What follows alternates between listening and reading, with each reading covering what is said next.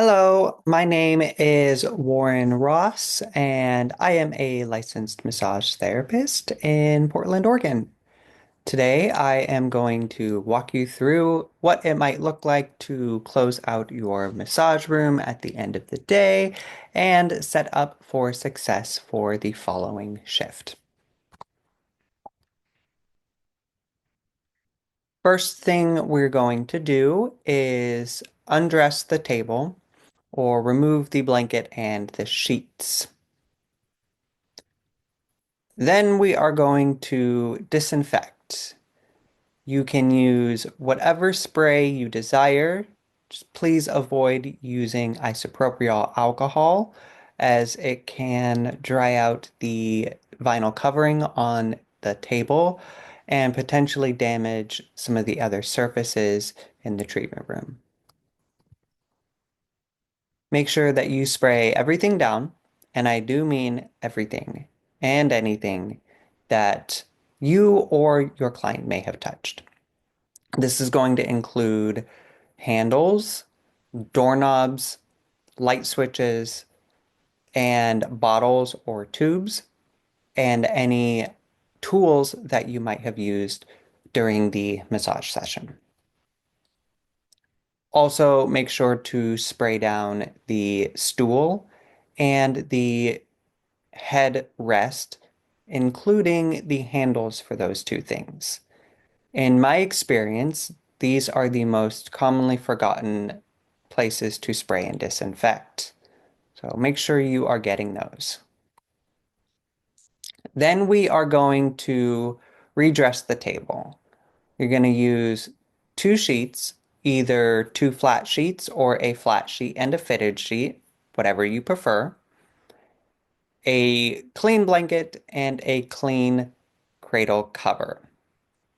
I also like to place the bolster on top of the table when I'm done. That way, I or the next person using the room, can easily find it. And it's also out of the way if any cleaners come in. Next, we are going to take away our used linens and covers and separate them accordingly. If you have a laundering service, you are typically going to separate the linens from the blankets and pillowcases and cradle covers because they're only going to wash the linens, not the other things. The other things are typically done on site. If you launder everything yourself, separate it as you see fit. Then you will want to restock everything, so make sure there is enough linens, blankets, and covers. And if you need to refill any of the lotion or oil bottles, make sure to do that as well. That way there is plenty for the next shift. You also want to make sure to turn off any electrical units and unplug them if necessary. So turn off the table warmer, the towel warmer, the lights, and the fans if you use them, as well as unplugging your space heater. Please don't leave the space heater plugged in. Lights out, you should be good to go.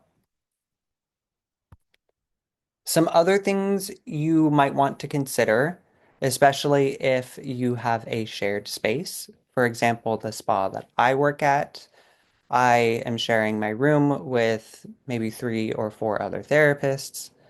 So I like to leave the room in as neutral of a state as possible if I know that I am not going to be in the room the next day. For example, I like to tie knots at the top of the table in order to keep the sheet from moving around too much when I flip my client over. Not every massage therapist likes to do that, so I leave those out if I know I'm not going to be in the room the next day or the next shift. I also like to place little crystals and other decorations around the room to help with the ambiance.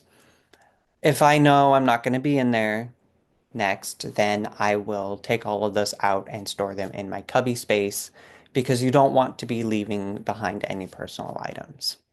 You should always leave the room in a better condition than when you found it. And then probably the last thing that you're going to do is document your notes. So SOAP notes are the most commonly form of notes used in healthcare settings, and this will probably be the style of notes that you take in your practice, if not something really similar. The SOAP notes or the session notes are important for tracking treatment goals as well as progress and anything that was done during the service, as well as to help protect the practitioner against any sort of liability that might come up. So make sure you are doing your notes. That, my friends, is how you are going to close out your massage room and help set up for success for the following shift. I hope that you learned something today. Please like, comment, and subscribe to this video with any questions or any suggestions about future content that you would like to see. Thank you and have a good day.